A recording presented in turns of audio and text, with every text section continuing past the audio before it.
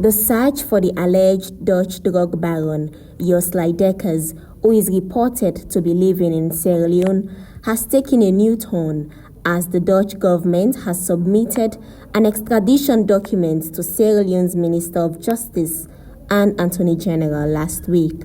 On Thursday, the Dutch government sent representatives and two of the embassies. They go to Brussels.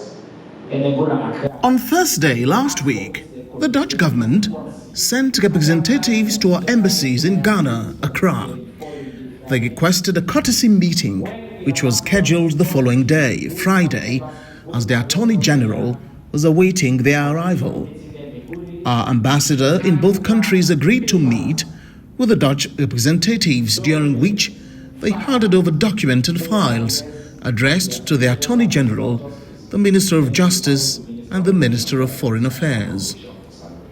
In the case of Ghana, just 10 minutes after the meeting, the Dutch Minister of Justice tweeted that they had served Sierra Leone with an extradition letter even before the documents had arrived in Sierra Leone or been delivered to the Attorney General. By the weekend, the document reached Sierra Leone and the Attorney General received them on Monday.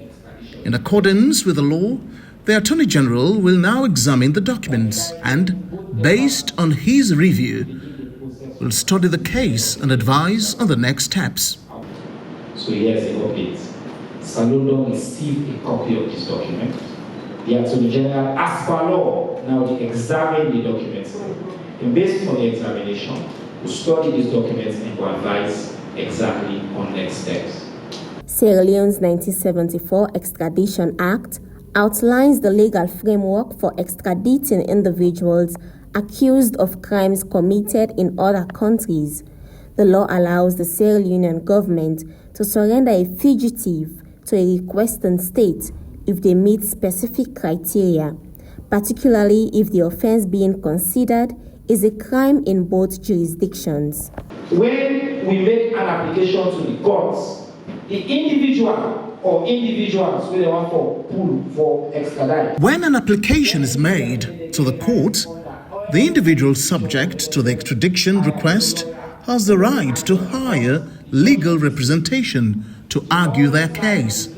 The judge will hear all sides and examine the evidence presented. Ultimately, it is only the judge who can grant or deny the request for extradition.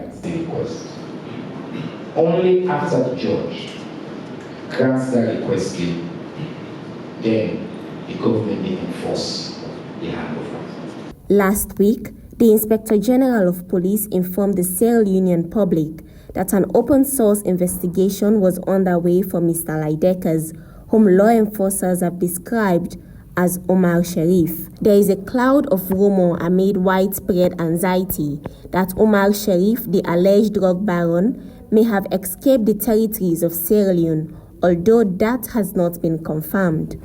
The government of Sierra Leone does not conduct its business by social media and by flamboyant headlines. We do not at this moment. We were very clear. To conduct a manhunt is an extraordinary threshold. The investigation we are conducting is not yet at the level of conducting a manhunt.